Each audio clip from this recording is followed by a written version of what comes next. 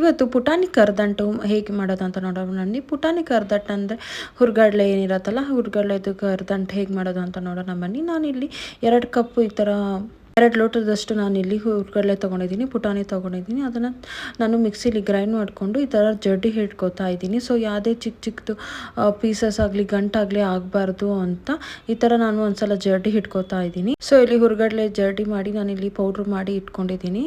ಇಲ್ಲಿ ನಾನು 2 ಕಪ್ ಹುರ್ಗಡ್ಲೆ ತೊಗೊಂಡಿದ್ದೀನಿ, ಪುಟಾಣಿ ತೊಗೊಂಡಿದ್ದೀನಿ. ಅದಾದಮೇಲೆ ನಾನು ಇಲ್ಲಿ ಕೊಬ್ಬರಿ ತುರ್ಕೊಂಡು ಇಟ್ಕೋತಾ ಇದ್ದೀನಿ. ಕೊಬ್ಬರಿ ಮೇಲೆ ಗಾರ್ನಿಷಿಂಗ್ಗೆ ತುಂಬ ಚೆನ್ನಾಗಿ ಕಾಣಿಸುತ್ತೆ ಅಂತ ನಾನಿಲ್ಲಿ ಕೊಬ್ಬರಿ ತುರಿದು ಇಟ್ಕೊಂಡಿದ್ದೀನಿ. ತುರಿದಿರೋ ಕೊಬ್ಬರಿ ಇದ್ರೂ ಪರವಾಗಿಲ್ಲ. ಅದಾದಮೇಲೆ ನಾನಿಲ್ಲಿ 4 ಟೇಬಲ್ ಸ್ಪೂನ್ ಗಸಗಸೆ ಹಾಕಿ ಈ ಥರ ಹುರ್ಕೋತಾ ಇದ್ದೀನಿ. ಗಸಗಸೆ ಚಟಪಟ ಅನ್ನೋ ತನಕ ನಾವಿಲ್ಲಿ ಹುರ್ಕೋತಾ ಇದ್ದೀನಿ. ನಾನು ಲೋ ಫ್ಲೇಮಲ್ಲಿ ಇಕ್ಕಿ ನಾನು ಗಸಗಸನ ಈ ಥರ ಹುರ್ಕೊಂಡು ಎತ್ತಿಕೋತಾ ಇದ್ದೀನಿ. ಅದಾದಮೇಲೆ ನಾನಿಲ್ಲಿ ಒಂದು ಪಾತ್ರೆಗೆ ನಾನು ಇಲ್ಲಿ 2 ಕಪ್ ಆಗೋಷ್ಟು ಸಕ್ಕರೆ ತೊಗೋತಾ ಇದ್ದೀನಿ. ನಾವಿಲ್ಲಿ ಏನು 2 ಕಪ್ ಪುಟಾಣಿ ತೊಗೊಂಡಿದ್ದೀವಿ ಅದರ ಸಮಾನ ಪ್ರಮಾಣದಲ್ಲಿ ನಾನಿಲ್ಲಿ ಸಕ್ಕರೆ ತೊಗೋತಾ ಇದ್ದೀನಿ.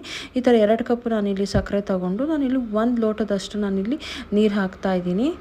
ಸೊ ಇಲ್ಲಿ ನಾನಿಲ್ಲಿ ಸಕ್ಕರೆ ಪಾಕ ಮಾಡ್ಕೊಳ್ಳೋಕ್ಕೆ 1 ಲೋಟದಷ್ಟು ನೀರು ಹಾಕಿ ನಾನಿಲ್ಲಿ ಪಾಕಕ್ಕೆ ಇಟ್ಟಿದ್ದೀನಿ.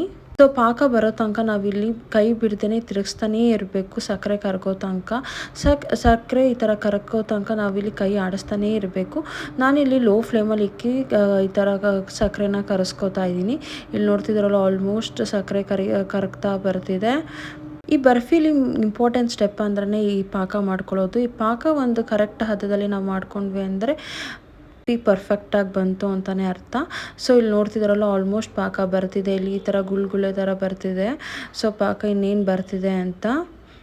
ಸೊ ಇಲ್ಲಿ ನಾವಿಲ್ಲಿ 2 ಎಲೆ ಪಾಕ ಬರಬೇಕು. ಸೊ ಇಲ್ಲಿ ನೋಡ್ತಿದ್ದೀರಲ್ಲ, ಈ ಥರ ಎಳೆ ಪಾಕ ಬಂದರೆ ಸೊ ಪರ್ಫೆಕ್ಟ್. ಇವಾಗ ನಾವು ಹಿಟ್ಟು ಹಾಕಿ ತಿರುಗಿಸ್ಬೋದು ಅಂತ.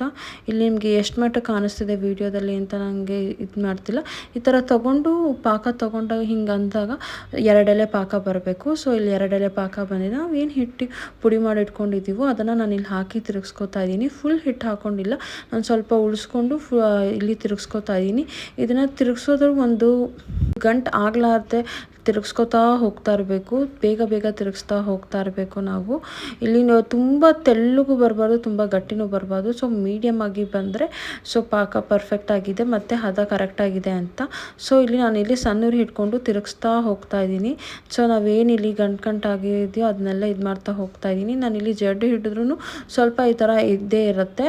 ಸೊ ಇಲ್ಲಿ ಇನ್ನೂ ಸ್ವಲ್ಪ ಹಿಟ್ಟು ಹಿಡಿಯುತ್ತೆ. ಸೊ ಅದಕ್ಕೋಸ್ಕರ ನಾನು ಇಲ್ಲೇನು 2 ಲೋಟದಷ್ಟು ಮಾಡ್ಕೊಂಡಿದ್ದೆ, ಫುಲ್ ಹಿಟ್ಟನ್ನ ಹಾಕ್ಕೊಂಡು ಇವಾಗ ಫುಲ್ ನಾನಿಲ್ಲಿ ತಿರುಗಿಸ್ತಾ ಹೋಗ್ತಾ ಇದ್ದೀನಿ. ಸೊ ಇಲ್ಲಿ ನಾವೇನು ಹಿಟ್ಟು ಹಾಕೊಂಡು ತಿರುಗಿಸ್ತಾ ಇದ್ದೀವಿ, ನಾವು ಯಾವುದೇ ಕಾರಣಕ್ಕೂ ಇದರಲ್ಲಿ ಹೈ ಫ್ಲೇಮ್ ಇಕ್ಕಕ್ಕೆ ಹೋಗಬಾರ್ದು. ಹೈ ಫ್ಲೇಮ್ ಇಕ್ಕಿದ್ರೆ ನಾವು ಸೀತಾ ಹೋಗ್ತಾ ಇರುತ್ತೆ. ಸೊ ಅದಕ್ಕೋಸ್ಕರ ನಾವಿಲ್ಲಿ ಲೋ ಫ್ಲೇಮಲ್ಲಿ ಇಕ್ಕಿ ಈ ಥರ ನೀಟಾಗಿ ಕಲಿಸ್ತಾ ಹೋಗ್ತಾ ಇರಬೇಕು. ಸೊ ಪಾಕ ಮತ್ತು ಹಿಟ್ಟು 2 ಮಿಕ್ಸ್ ಆಗೋ ತನಕ ನಾವಿಲ್ಲಿ ಲೋ ಫ್ಲೇಮಲ್ಲಿ ಇಕ್ಕಿ ಈ ಥರ ಕಲಿಸ್ತಾ ಇರಬೇಕು. ಮತ್ತು ಯಾಕೆ ಈ ಥರ ಕಲಿಸ್ತಾ ಇರಬೇಕು ಅಂದರೆ ಇಲ್ಲಿ ಯಾವುದೇ ಥರ ಗಂಟು ಆಗಬಾರ್ದು. ಸೊ ಅದಕ್ಕೋಸ್ಕರ ನಾವು ಇಲ್ಲಿ ತಿರುಗಿಸ್ತಾ ಇರಬೇಕು, ಕೈ ಬಿಡ್ದಿರಂಗೆ ತಿರುಗಿಸ್ತಾ ಇರಬೇಕು. ನಾವು ಕೈ ಬಿಟ್ವಿ ಅಂದರೆ ಅಲ್ಲಿ ಸೀತಾ ಹೋಗ್ತಾ ಇರುತ್ತೆ. ಸೊ ಅದಕ್ಕೋಸ್ಕರ ನಾವು ಲೋ ಫ್ಲೇಮಲ್ಲಿಕ್ಕೆ ಈ ಥರ ತಿರುಗಿಸ್ತಾ ಇದ್ರೆ ಯಾವುದೇ ಥರ ಇದಾಗಲ್ಲ. ಸೊ ಎಲ್ಲಿ ತನಕ ತಿರುಗಿಸ್ಬೇಕು ಅಂದರೆ ಇಲ್ಲಿ ನೋಡ್ತಿದ್ದಾರಲ್ಲ, ಪಾಕ ಬಿಡ್ತಾ ಬರ್ತಿದೆ ಇದರಲ್ಲಿ.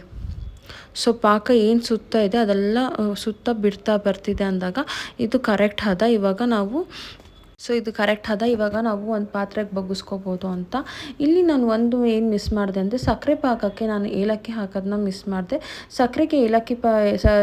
ಸಕ್ಕರೆ ಪಾಕಕ್ಕೆ ನಾವು ಏಲಕ್ಕಿ ಪುಡಿ ಹಾಕ್ಕೊಂಡ್ರೆ ತುಂಬ ಚೆನ್ನಾಗಿ ಬರುತ್ತೆ, ಫ್ಲೇವರ್ಫುಲ್ ಆಗಿರುತ್ತೆ. ಸೊ ನಾನು ಅದನ್ನು ಮಿಸ್ ಮಾಡಿಕೊಂಡೆ. ನಾನಿಲ್ಲಿ ಒಂದು ಪ್ಲೇಟ್ಗೆ ತುಪ್ಪ ಸವರ್ದು ಇಕ್ಕಿದ್ದೆ. ಸೊ ಇಲ್ಲಿ ನೋಡ್ತಿದ್ರಲ್ಲ, ನಾವೇನು ಪಾಕ ಮಾಡ್ಕೊಂಡಿದ್ದೀನಿ ಅದನ್ನ ಇಲ್ಲಿ ಈ ಥರ ಬಗ್ಗಿಸ್ಕೋತಾ ಇದ್ದೀನಿ. ಇಲ್ಲಿ ನಾವೇನು ಪಾಕ ಮಾಡ್ಕೊಂಡಿದ್ದೀವಿ ಅದನ್ನು ಈ ಥರ ತಟ್ಟೆಗೆ ಹಾಕಿ ನಾನು ಸ್ಪ್ರೆಡ್ ಮಾಡ್ಕೋತಾ ಇದ್ದೀನಿ. ಕೆಲವರು ತುಂಬ ತೆಳ್ಳಗೆ ಮಾಡ್ಕೋತಾರೆ ಬರ್ಫಿ ಪೀಸಸ್ಸು. ನಾನು ಸ್ವಲ್ಪ ದಪ್ಪ ಇರಲಿ ಅಂತ ನಾನು ಇಲ್ಲಿ ತಟ್ಟೆ ಫುಲ್ ಹಾಕಿ ನಾನಿಲ್ಲಿ ಈ ಥರ ಸ್ವಲ್ಪ ದಪ್ಪ ತಟ್ಟೆ ತೊಗೊಂಡು ಇಲ್ಲಿ ದಪ್ಪವಾಗಿ ಹಾಕೋತಾ ಇದ್ದೀನಿ, ಪೀಸಸ್ ಕರೆಕ್ಟಾಗಿ ಬರಲಿ ಅಂತ. ಸೊ ಈ ಥರ ಫುಲ್ಲು ನಾವೇನು ಮಾಡ್ಕೊಂಡಿದ್ದೀವಿ ಅದನ್ನು ಫುಲ್ ನಾನಿಲ್ಲಿ ಸ್ಪ್ರೆಡ್ ಮಾಡ್ತಾ ಹೋಗ್ತಾ ಇದ್ದೀನಿ. ಇನ್ನೊಂದು ನಾನಿಲ್ಲಿ ಮೊಗಚಕಾಯಿ ತೊಗೊಂಡು ಅದಕ್ಕೆ ತುಪ್ಪ ಸೋರಿ ಈ ಥರ ಪ್ರೆಸ್ ಮಾಡ್ಕೋತಾ ಹೋಗ್ತಾ ಇದ್ದೀನಿ. ಯಾರೇ ಫಸ್ಟ್ ಟೈಮರಾದರೂ ಇದು ಸುಲಭವಾಗಿ ಮಾಡೋವಂತಹ ಬರ್ಫಿ ಈಸಿಯಾಗಿ ಬರುತ್ತೆ. ಸೊ ಯಾವುದೇ ರೀತಿ ಇದಿಲ್ಲ, ಪರ್ಫೆಕ್ಟ್ ರೇಷೋದಲ್ಲಿ ನೀವು ನಾನು ಹೇಳ್ದಂಗೆ ಮಾಡಿದ್ರೆ ಪರ್ಫೆಕ್ಟಾಗಿ ಈ ಸ್ವೀಟ್ ಬರುತ್ತೆ. ಪುಟಾಣಿ ಕರದಂಟು ತುಂಬ ಚೆನ್ನಾಗಿರುತ್ತೆ. ತುಂಬ ಜಾಸ್ತಿ ಇಂಗ್ರೀಡಿಯೆಂಟ್ಸು ಏನು ಬೇಡ, ತುಂಬ ಕಮ್ಮಿ ಇಂಗ್ರೀಡಿಯೆಂಟ್ಸಲ್ಲಿ ತುಂಬ ಸುಲಭವಾಗಿ ಆರಾಮಾಗಿ ಮಾಡ್ಬೋದು. ನೋಡ್ತೀರ ನಾನು ಸ್ವಲ್ಪ ತುಪ್ಪ ಸೋರಿ ಈ ಥರ ಎಲ್ಲ ಫ್ಲ್ಯಾಟ್ ಮಾಡ್ಕೊತಾ ಇದ್ದೀನಿ. ಸೊ ಏನು ನಾವು ತೊಗೊಂಡಿದ್ದೀವಿ ಪುಟಾಣಿ ಕರದಂಟು ಆ ಥರ ಈ ಥರ ನೀಟಾಗಿ ಇವನ್ನಾಗಿ ಸ್ಪ್ರೆಡ್ ಮಾಡ್ಕೊತಾ ಇದ್ದೀನಿ. ನಿಮ್ಮಲ್ಲಿ ಮೋಲ್ಡ್ ಇದೆ, ಮೋಲ್ಡ್ ಮೇಲೂ ಹಾಕ್ಕೊಂಡು ನೀವು ಈ ಥರ ಸ್ಪ್ರೆಡ್ ಮಾಡ್ಕೋಬೋದು, ಅವಾಗ ಇನ್ನೂ ಚೆನ್ನಾಗಿ ಬರುತ್ತೆ. ಸೊ ಇಲ್ಲಿ ನಾನು ಇದನ್ನೆಲ್ಲ ಹಾಕಿ ಮೇಲೆ ನಾನಿಲ್ಲಿ ಗಸಗಸೆ ಮತ್ತು ಇದನ್ನ ಹಾಕ್ಕೊಂಡಿದ್ದೀನಿ, ಕೊಬ್ಬರಿ ಹಾಕ್ಕೊಂಡಿದ್ದೀನಿ. ಸೊ ಮೇಲೆ ಗಸಗಸೆ ಕೊಬ್ಬರಿ ಈ ಥರ ಹಾಕ್ಕೊಂಡ್ರೆ ತುಂಬ ಚೆನ್ನಾಗಿರುತ್ತೆ. ನೀವು ಬೇಕಂದರೆ ಇದನ್ನು ಹಾಕ್ಕೋಬೋದು, ಡ್ರೈ ಫ್ರೂಟ್ಸ್ ಹಾಕ್ಕೋಬೋದು.